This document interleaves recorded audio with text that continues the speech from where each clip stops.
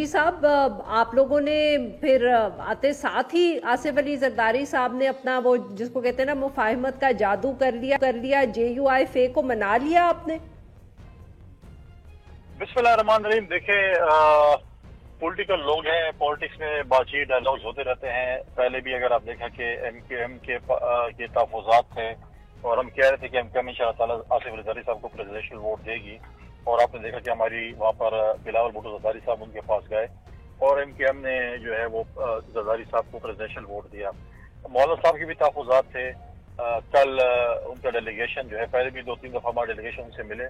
کل ان کا delegation Pakistan Peoples party کے سیکریٹریٹ آیا اور وہاں پر جو بھی ضمنی الیکشن جو کل ہونے جا رہے ہیں اس کے لیے ہم نے ایک مفاہمت کی، جس میں یوسف رضا گیلانی صاحب اسلام آباد سے ضمنی الیکشن جو لڑ رہے ہیں سینٹ کا، اس میں JUI ہمیں ووٹ کرے گی اور ہم بلوچستان میں JUI کینڈیڈیٹ کو ووٹ کریں گے. سر تو یہ بتائیں کہ کیا یہ جو موو ہے یہ صرف سینٹ کے الیکشنز کے حوالے سے، جیسے آپ نے کہا آپ ان کی مدد کریں گے، وہ آپ کی مدد کریں گے، بٹ کیا جو مولانا صاحب کے زیادہ تحفظات تھے الیکشنز کے حوالے سے، حکومت سازی کے حوالے سے، کیا ان کو بھی کچھ ایڈریس کیا ہے یا وہ ابھی اپنی جگہ موجود ہی ہیں؟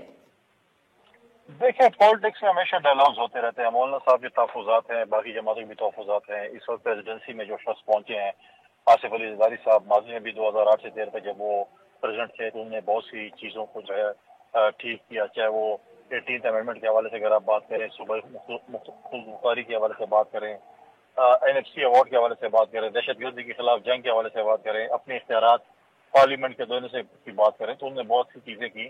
اب بھی ایک ضرورت اس ملک میں ایک مفاہمت کی ان چیزوں کی، اور زرداری صاحب جو ہیں وہ ہمیشہ یہ سر وہ ماضی میں تو آپ لوگوں نے کیا، بٹ اس وقت کیا کریں گے زرداری صاحب؟ آپ تھوڑا انتظار تو کریں نا. ابھی تو ان کو اتنا ٹائم نہیں ہو گئے ہوئے.